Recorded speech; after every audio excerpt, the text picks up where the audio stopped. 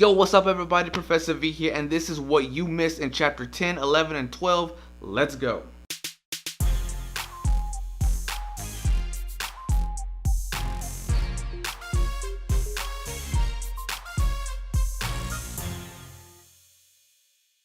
In chapter 10, we discussed the different aspects of emotions, however, didn't talk too much in depth of the four major theories of emotions. To quickly review the three components of emotions, let's discuss these complex patterns of feelings. In chapter 10, we discussed the different aspects of emotions, however, didn't talk too much in depth of the four major theories of emotions. To quickly review the three components of emotions, let's discuss these complex patterns of feelings. An emotion has three aspects: a biological component, a cognitive component, and a behavioral component. To explain these components, I will use the emotion of fear. When you experience fear, the biological component is your body's physiological arousal, which can include sweating palms, a racing heartbeat, a faster breathing rate, dilation of the pupils, inhibition of saliva production, and secretion of certain hormones, adrenaline and noradrenaline. These are all biological in nature and what your body goes through internally when experiencing fear. The cognitive component is the thoughts or the labeling of the emotional experiencing. They may be unique to an individual because what someone else finds fearful, you may not, and thus not label the emotion as fear when someone else does. And lastly is the behavioral component. This would be your facial and bodily expressions that represent the emotion you are experiencing. This could also include the sound of your voice. The behavioral component is also used by others to determine which emotional state you are in. It's observable. When studying emotions, there have been several theories proposed. The first is the James-Lange theory, sometimes called common sense theory of emotion. William James and Carl Lange proposed that emotion is a result of physiological arousal, the biological component of emotion. For instance, you see a big, scary dog. No, not that one. That again is my sister's pit bull and he's a pansy. You see, he was a Beanie Baby for Halloween this year. No one's afraid of Beanie Babies. So you see a big, scary dog who is barking at you and following you. You begin to tremble with fear and your heart begins to race and you begin to sweat. According to the James-Lange theory of emotion, the cognitive component of emotion is determined by your biological component of emotion. You believe you feel fear from the dog because you experience a racing heart, sweating palms, heavy breathing, etc. You interpret your emotional state based on your physiological, not behavioral, reactions. In the Cannon-Bard theory developed by Walter Cannon and Philip Bard states that we experience both the cognitive components and the biological components of emotion at the exact same time. For instance, let's say you are working in your garage and all of a sudden the lights go out and it is pitch black inside. Then you realize you hear footsteps.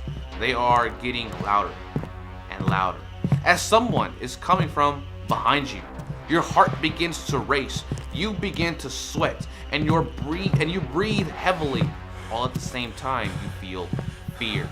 According to the Cannon-Bard theory, you will begin to become fearful at the same time you begin to experience physiological responses of the emotion. In the two-factor theory developed by Stanley Schachter and Jerome Singer, there are two components. First is physiological arousal and then labeling of the emotion experience. The environment plays a large role in how you label the physiological arousal. For instance, when you were in that garage and you began to feel the physiological symptoms, you labeled those physiological symptoms as fear.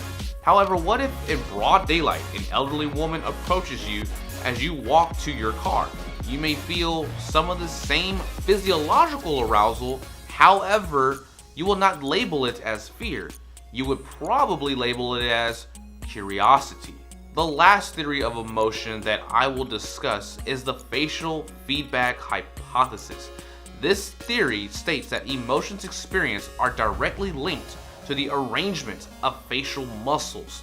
The neurons that extend from the muscles to send neurochemical signals to the brain are interpreted by the brain as a certain emotion experience. You can see here in the picture on the left that the man put a pen in between his lips, which results in a subtle frown. Research shows that after a short while, when having a forced or a fake frown, higher amounts of sadness is reported. For the picture on the right, the pen is in between his teeth, resulting in a smile.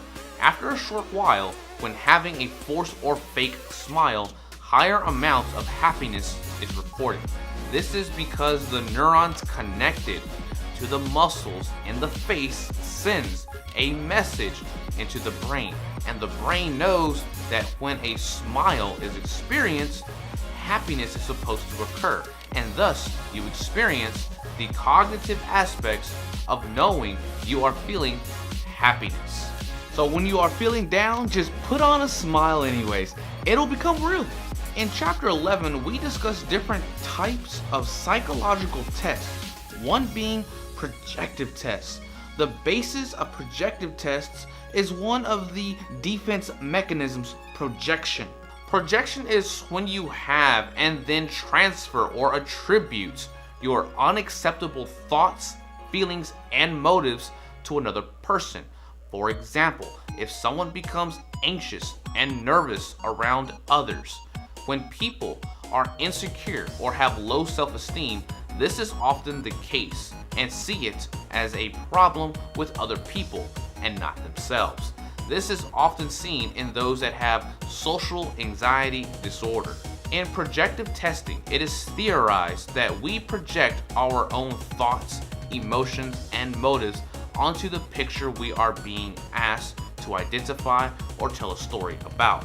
There are two main projective tests, the Rorschach test and the thematic apperception test.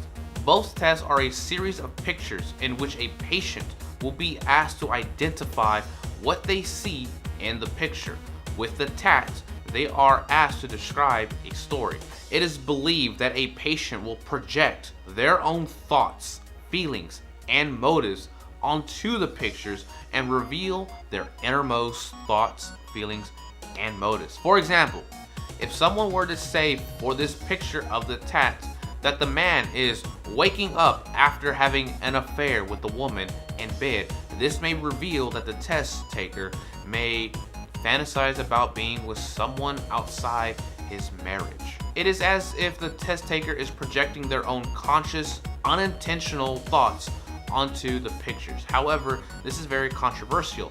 They can be very hard to interpret, and in some cases, different practitioners may interpret the same results differently. The reliability, which is the consistency of the results, is very low, and the validity, which is if the test measures what it's supposed to measure, is very low.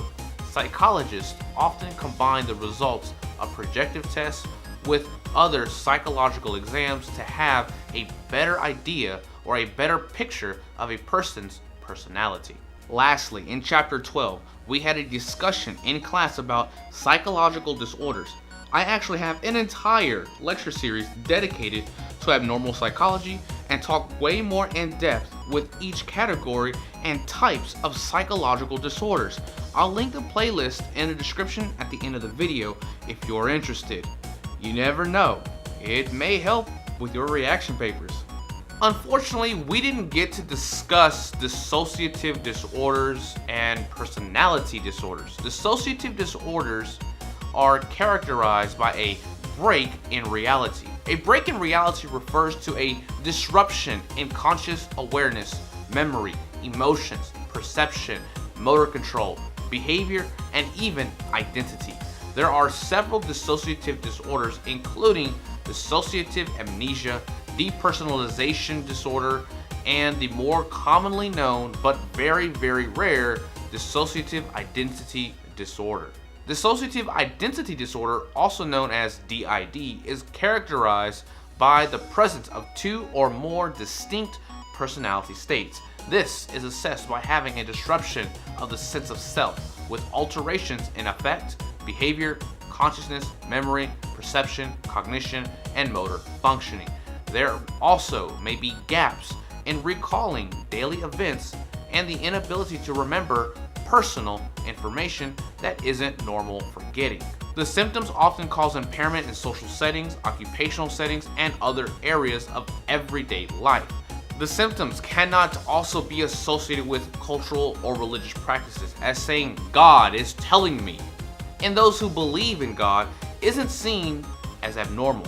Also, developmental reasons. It is perfectly normal for young children to have imaginary friends and is not a sign of dissociative identity disorder. The diagnosis of DID is very controversial, as many believe that symptoms are faked to get out of situations or due to false memories. Also, it seems to be a culture-bound syndrome. Cultural-bound syndromes are disorders that are experienced only by a certain group. With DID, the large majority of cases are seen in people who live in the United States. In other countries, such as Japan, they've never even seen a case of DID. Other psychological disorders I intended to cover in class are personality disorders, which are characterized by a pattern of behavior and cognition that is deviant of social and cultural norms. Personality disorders are very stable, meaning consistent, throughout life, and can lead to distress or impairments of functioning within society. There are 10 personality disorders. However, we will only discuss antisocial personality disorder and borderline personality disorder. Antisocial personality disorder is characterized by a pattern of disregard for and violation of the rights of others. Some believe because of the word antisocial means people who are antisocial do not like to be around others. This is not antisocial personality disorder, but in fact a different personality disorder, avoidant personality disorder. More characteristics of antisocial personality disorder is failure to conform to social norms, deceitfulness, impulsivity, aggressiveness, reckless disregard of safety of self and others, irresponsibility, manipulative, and lack of remorse. They often lie more often than a societal normal amount and are very egocentric. They are willing to use others for personal gain. This characteristic has also been referred to as psychopathy, sociopathy, and criminal behavior. They often do not feel any distress from their behaviors and are less motivated to change their behaviors. People with antisocial personalities can be charming and very persuasive, and they often have remarkably good insights into the needs and weaknesses of other people. Just as with many of the psychological disorders, there are both biological and environmental causes for ASPD. MRI scans of criminals in prison for violent crimes such as rape and murder show reduced neurons in the prefrontal cortex of the brain, which in turn causes persons to show little empathy and no remorse for their crimes. There are environmental characteristics too. Studies have shown that people with ASPD often come from homes whose parents use aggressive parenting styles and showed low to no emotional support. Their homes were marked by very little discipline and antisocial parental behavior. The other personality disorder to be discussed is borderline personality disorder. It is characterized by instability of interpersonal relationships, self-image, and affects. Someone with borderline personality disorder are also impulsive, have a fear of abandonment, suicidal, or self-mutilating behavior, feelings of emptiness, inappropriate, or intense anger and paranoia. There are several causes to borderline personality disorder. Some of them include childhood neglect, emotional deprivation, and/or physical, emotional, and sexual abuse. There is a genetic basis, as it has been shown to run in families. It may be due to abnormality in the frontal lobe of the brain and limbic system.